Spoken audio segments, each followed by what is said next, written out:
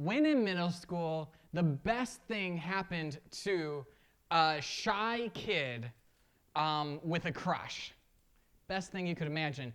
My crush, who wasn't Hannah at the time,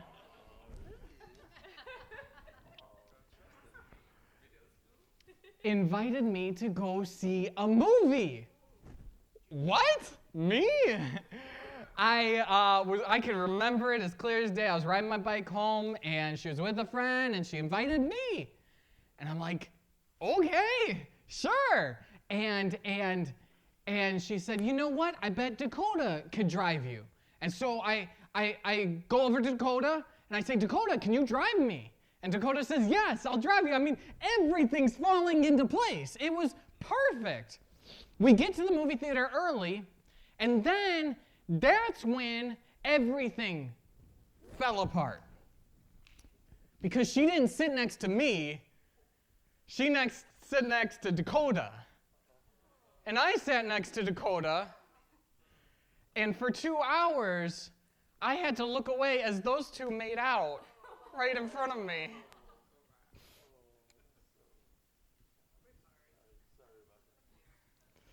Love hurts. Oh, I did. I'm over it. I'm totally over it.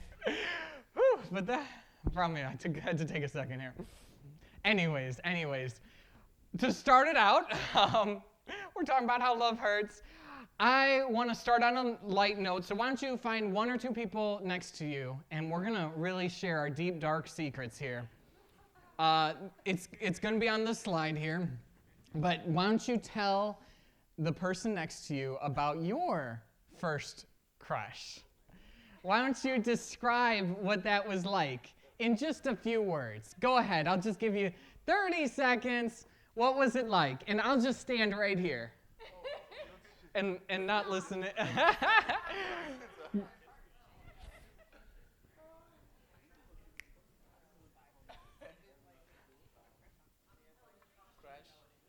Yeah. Oh, sorry. Is that an English? Is that an American word? Like somebody you had feelings for when you were. Oh.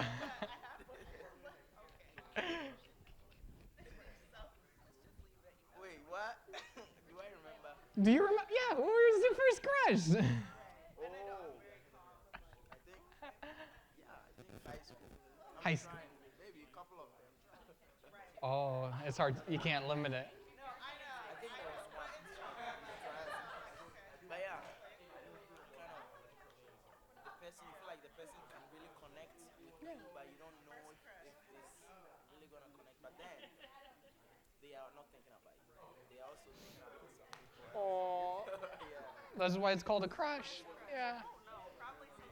Anyone brave enough to share with the rest of the group?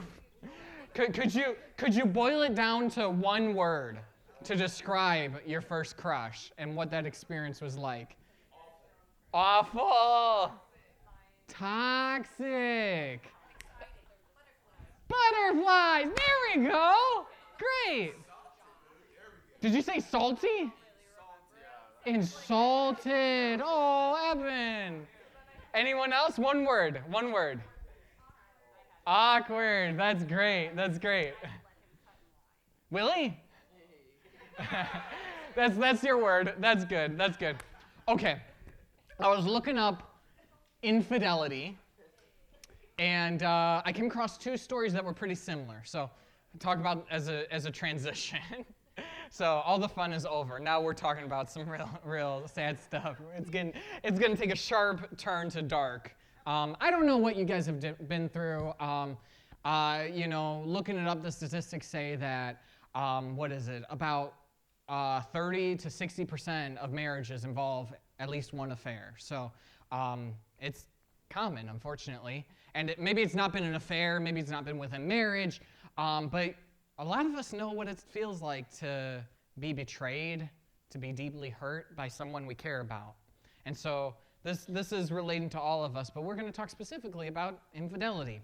So I came across two stories. One was with Jill and Mark. They had been together for a long time. They'd been married for a while. They thought their marriage was solid. Mark was a pastor. A year after losing his job as a pastor, Jill, in the middle of the night, noticed that he got a text, just glanced over at it, and of course, she realized that he had been in an emotional affair. She can't sleep. He's asleep all night. She is awake all night, crying, trying to hold back, throwing up.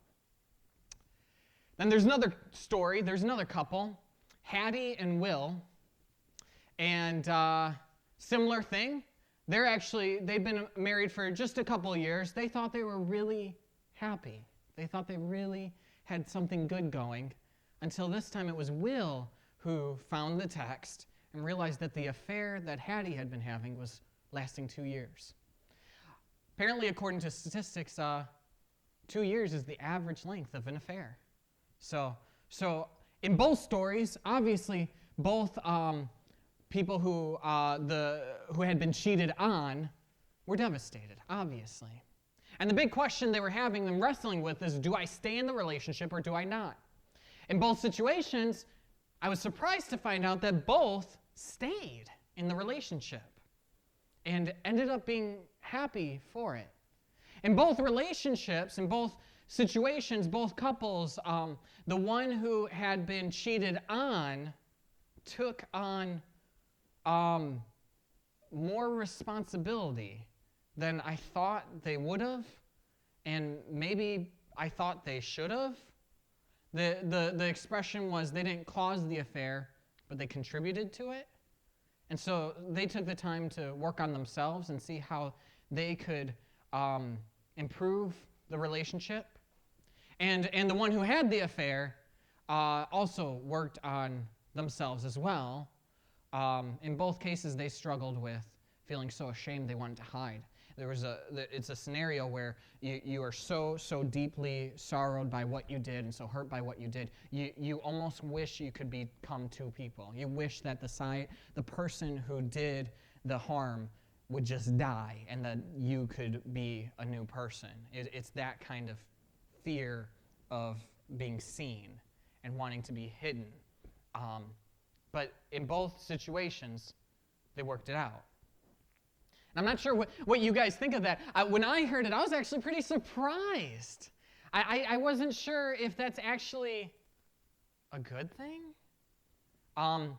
So I want to share a quote from Johnny Cash up here. Go ahead and take a look. My first ever time quoting him. When love comes out of the other side of the fire, it may be scarred forever, but this bruised love is somehow only greater for having survived the pain. Do you buy that? In some cases, maybe.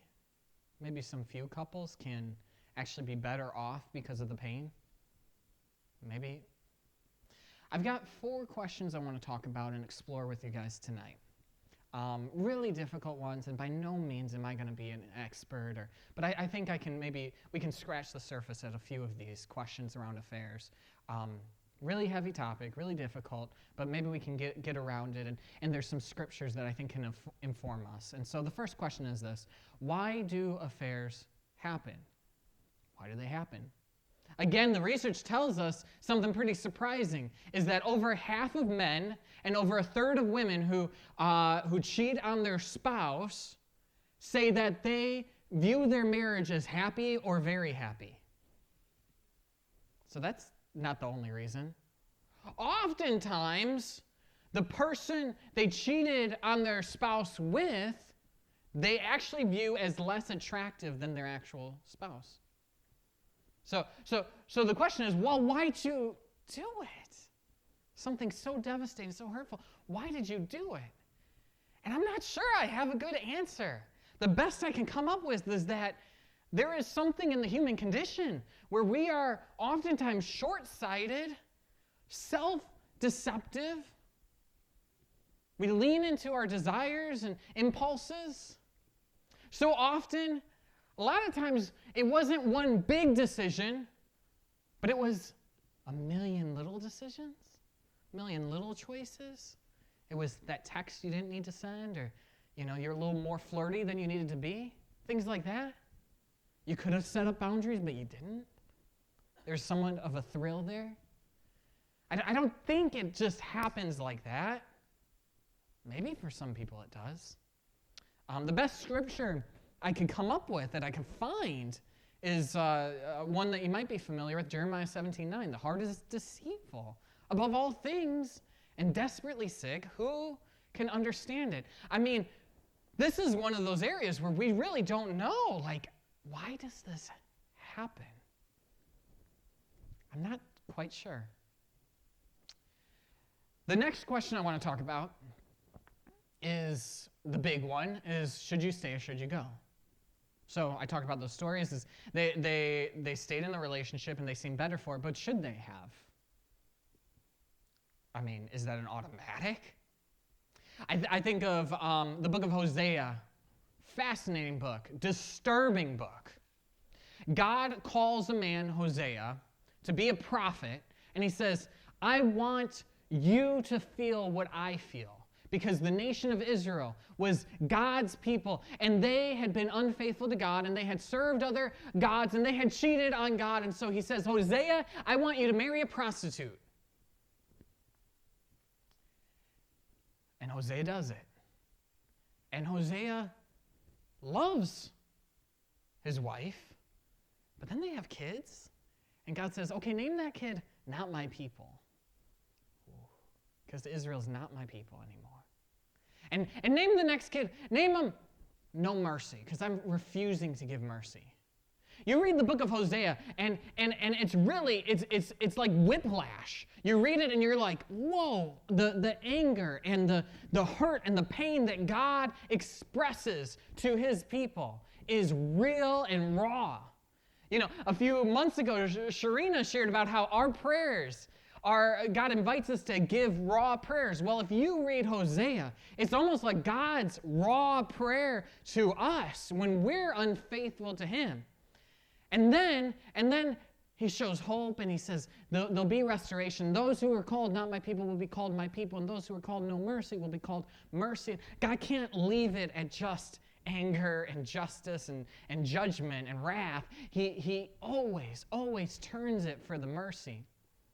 But what's interesting about the story of Hosea that scholars debate over is how serious God was. Some scholars are on the side that say that no, this was just God kind of warning Israel.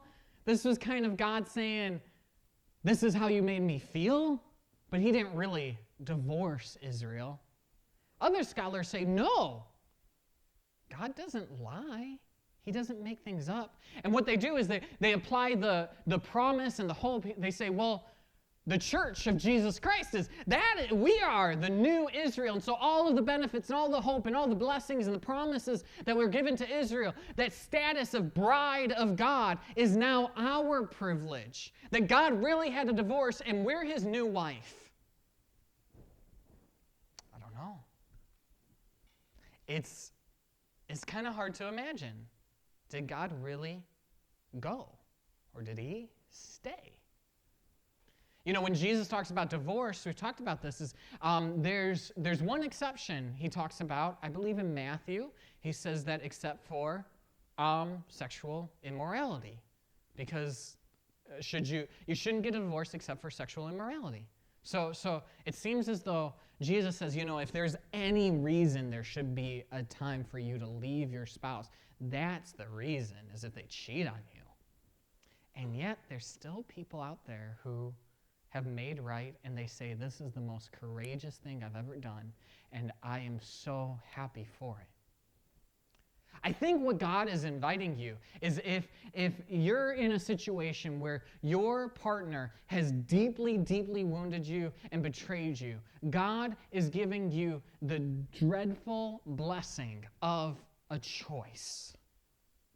God is saying, this is your life. This is up to you. You're at the crossroads. And I don't think there's any reason anyone else should ever judge somebody, right or wrong, for their decision, because this is your life. This is your decision. I will say just one thing as I think about this. Should you stay or should you go?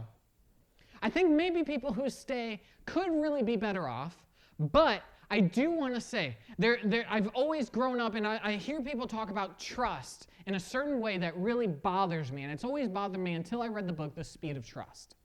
Because in The Speed of Trust, they say, when it comes to trust and credibility, we need to act like lawyers. And I'm like, that is exactly right. And what he meant by that is that when we think of trust, so often we're so intuitive about it. It just is a feeling, or it just feels like I should trust you because I should just trust you. Maybe somebody, who's real manipulative might not be trustworthy, but they say, well, what? You don't trust me? As sort of a manipulative move, like I am guaranteed trust. But instead, we need to act like lawyers. I really believe if you're in a situation where you're wondering, should I trust another person? This could be a partner, this could be a business partner, this could be a friend. When you're wondering, should I trust this person? They hurt me, they let me down, should I trust them? You have to be a lawyer. You have to look at what lawyers look at. And what the author of The Speed of Trust says is lawyers, and maybe Godfrey can correct me here, I'll do my best, but they look at 4 things when it comes to credibility of a witness. 2 have to do with character, 2 have to deal with competency. So the 2 characters are integrity, they say what they mean what they say. Intent, they aren't looking out for their own good. And then the competency is, do they have the capabilities and do they have the track record?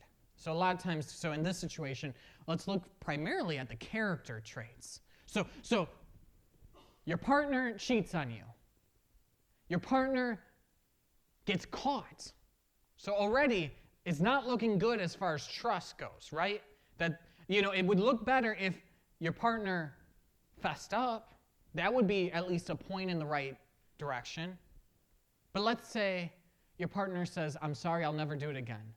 Okay, well, that's something. Is that enough to say integrity and intent? Maybe not, probably not. But let's say they cut off the relationship. Let's say they quit their job to get away from that person. Let's say they get counseling and they work on the things that caused it. Let's say they do all that they can to build trust again. Well, now they are building up, and it's going to take time, but be a lawyer and look at what they're saying aligning with what they're doing. Is their intent actually looking like they really do care about you as a person and not just themselves? Be a lawyer. Be a lawyer. Yeah, that's another hard one. Let's go to the next question. How can I heal? So many of us have been hurt in so many different ways by people we care about. One of the books I was reading as I was trying to get through something of my own, I thought it was really helpful. They said there's the 3 T's we need when it comes to healing from trauma. We need time, we need tears, we need to feel it, and we need to talk. We need to talk it through. In counseling, I also learned about that talking isn't always good. There's certain kinds of talking that's good, and certain kinds of talking that, one counselor said it's like banging your head over with a hammer, like it's not always good to bring up those painful experiences. And so you want to think through the conversation you're having, who you're talking to. Is this conversation for my healing? How can I heal from this? How can I process it? Or am I just getting worked up and repeating and reliving it for no good reason? So those seem to be practical and helpful. Of course, you want to talk to Jesus. You want to talk to Jesus. Jesus is really concerned with healing. If you look at Jesus' ministry, what is he doing all the time? He's healing, healing, healing. He does some teaching, and then he goes back to healing, healing, healing. And of course, for those of us who have dealt with physical pain, that's really good news that he cares about our physical pain, but Jesus cares about our emotional pain and our emotional healing. I can't get over the story of when the woman who was hemorrhaging for 12 years, she builds up the courage to finally push through the crowd, touch the hem of Jesus' cloak, and she's immediately healed. And then Jesus stops everything. And he turns to her and he says, "Daughter, your faith has healed you." You might be familiar with the story, but do you know that that was at the most urgent time in Jesus' life? I mean, as far as the Gospels go, this was it. Someone came up to Jesus just earlier saying, "My daughter is literally dying. She's about to die. I need you to come to my house now." This is a surgeon who was called into the emergency room. And then he takes a call real quick. "Hold on, guys." And he calls his daughter just to say, "How was your day?" I love it. You know, it's so backwards. It's so bizarre. It's so inconsiderate. While Jesus is talking to this woman, saying, "Your faith has set you free," a servant goes up to the man and says, "Don't bother the man anymore. Your daughter is now dead." In the most urgent of cases, Jesus stopped the crowd. He stopped everything so that he could bring not physical healing. The physical healing came. But he said, "I don't care what else is going on. This woman needs to be affirmed right now in this moment. She has gone through 12 years of physical pain and 12 years of emotional isolation and pain. And I need her to know that she is my daughter and that she has faith that I am proud of." Jesus wants to speak to you. If you think Jesus is just going to do that for them out there, you're mistaken. Because Jesus is looking at your hurts and your pain, and he is willing to stop everything to say a word of affirmation to you. He cares about your healing. Go to Jesus. Listen to him. One more question. How can you guard your heart? Proverbs says, "Above all things, guard the heart, because out of it flows everything." Everything. And that's the trouble. We know that. But so often, the challenge, it almost feels like an impossibility when someone hurts us so deeply. How do you rebuild trust with another person and maintain a guard over your own heart? T.D. Jakes says it like this. He says, "What we end up doing is we build walls around us. And although those walls around us can protect us from pain, they imprison us from pleasure." Wall isn't going to do it. We need some sort of barrier that allows the good in, but maintains the bad out. We need a wall with a fence. We need a rib cage. Isn't that amazing how God created the human body? He gave us a heart that is massively powerful. I mean, the importance of our physical heart, that any part of us that the heart doesn't touch is in big trouble. It's powerful. It's pumping all day. And yet it is terrifyingly vulnerable. It needs to be guarded and protected. But that's why we have a rib cage, to allow the heart to interact with the rest of the body, and yet to be guarded and protected from harm. And so what is our rib cage? How do we feel a protection? How do we guard our heart while at the same time not enclosing ourselves off from other people and losing our ability to empathize and to relate and to have love and closeness with others? How do we do it? Well, one thing, I don't know if this is everything, but it made me think of this verse a little differently, and this is really how I'd like to close off. And so Paul says this, "Do not be anxious about anything." That's pretty hard. But in every situation, by prayer and petition, with thanksgiving, present your requests to God. What does it say? And the peace of God, the rib cage of God, which transcends all understanding, will guard not just your heart, but your mind as well. What a promise.